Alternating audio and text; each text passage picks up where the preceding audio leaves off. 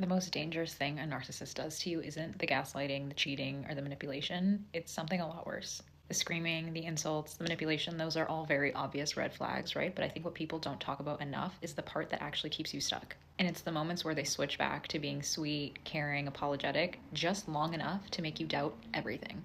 Narcissists keep you hooked by constantly flip flopping between love and cruelty, keeping you so off balance that you start craving the very person who's hurting you. Right when you're about to leave, they suddenly revert back to that person that you fell in love with in the first place. They'll apologize, they'll cry, they'll swear that they're going to change.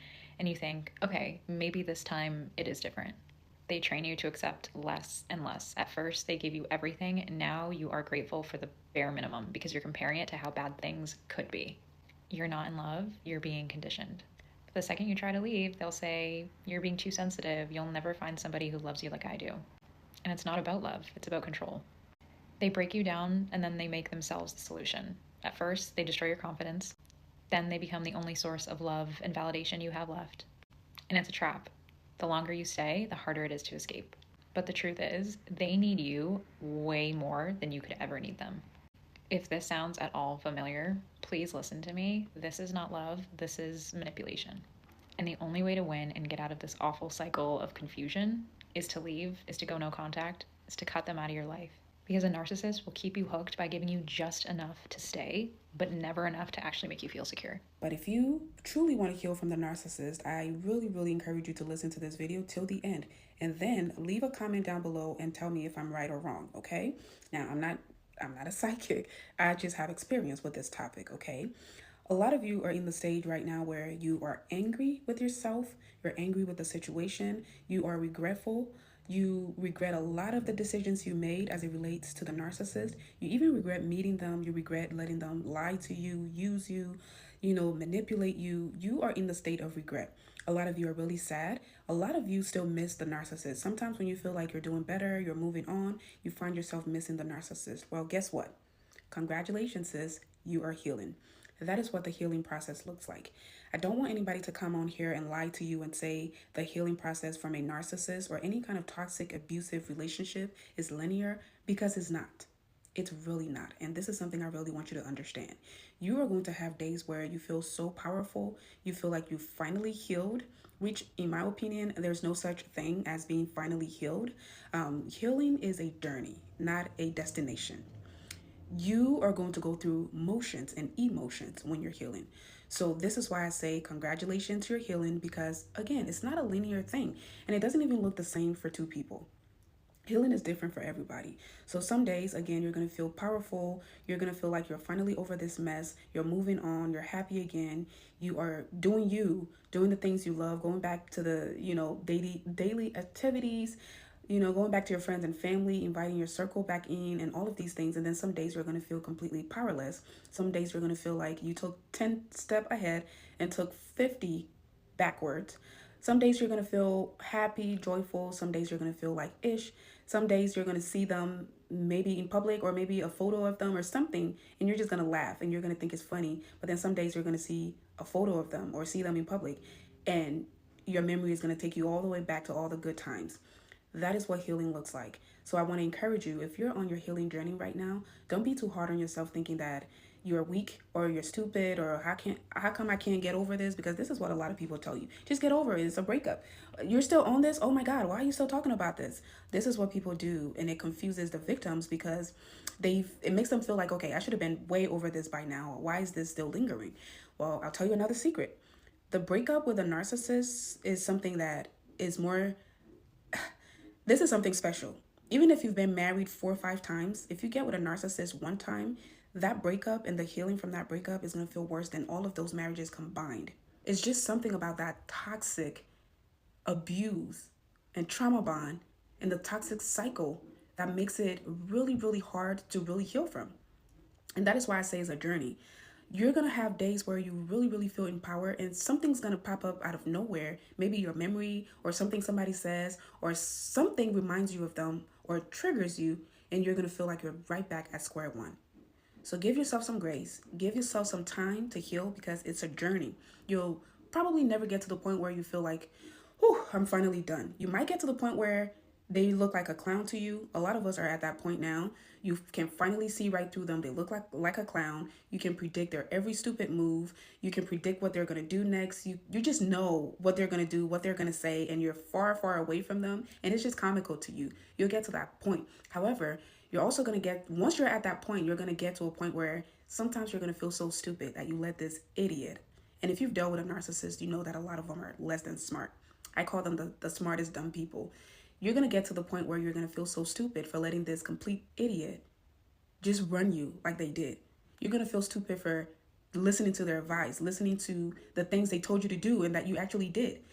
Once you get to that point too, girl, you're healing. If not, you're closer to being healed than ever. Your healing is going to look like that. Your healing is going to be someday good, someday bad.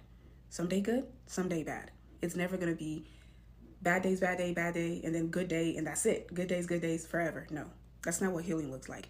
And you can't even compare your healing with the next person's healing. It's not the same for everyone. So stay strong, give yourself some grace, give yourself some love, feel those emotions when they come, but keep it moving. Don't go back. This is not license for you to go back. This is not license for you to say, oh, okay, she said I'm going to miss them sometimes, so I guess I can reach out, or I guess I can answer to that DM they sent. No, I'm not giving you license to go back and get abused. I'm giving you license to give yourself some grace and continue on your journey to healing. Once you've dealt with an actual narcissist, I promise you will not just go around throwing that word around. You won't. Now, do I believe a lot of people have narcissistic tendencies? I do. If you don't heal your childhood trauma, if you don't work on yourself, you're naturally gonna have narcissistic tendencies because you want to control everything. But when you are dealing with a person who actually has narcissistic personality disorder, you are in a constant state of chaos because people with NPD attack your sense of self and identity. And that is what makes them so dangerous. They're dangerous, like seriously, because your sense of self and your identity is the two most important things you need in this world. Because if you are constantly questioning yourself, your own judgment, your own decisions, that can manifest into your life as literal chaos. You might not be able to keep a job. You might not be able to keep healthy relationships. You might struggle with finding grounding in the world. It literally feels like taking 2 steps forward and then getting knocked back 20. Then if you are struggling with your sense of identity, you might look up and be in relations with people who are hurting you because you identify with somebody who is a victim or who doesn't feel worthy, because that is what the narcissist is programming you to believe about yourself. And this is why they're so dangerous. And I think we don't take it serious, especially in the Black community. In the Black community, we will just chalk some shit up to, oh, that's just how they are. You know, that's how so-and-so is. You know, that's how da-da-da. Whole time, so-and-so just being who they are is literally causing you mental health problems. Is literally causing you chaos. Like, you can end up homeless. You can end up in jail because narcissists thrive off of attacking your psyche.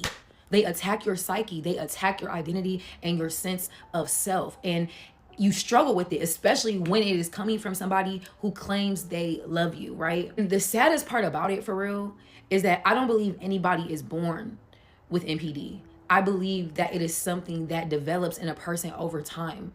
If you go years never facing your trauma, never facing your darkness, never addressing your demons, you quite literally turn into one. You do. You turn into one. You are constantly projecting. You are constantly causing chaos and drama. You're unsettled. And so if you are in close proximity to them, if you are one of their victims, you end up also be turning into them. And this is why I know it hurts, but you have to go no contact with them. You do. And if you can't go no contact with someone who has NPD, because maybe, you know, they're your ex-spouse, you'll have kids together, you have to set clear boundaries and not engage with them.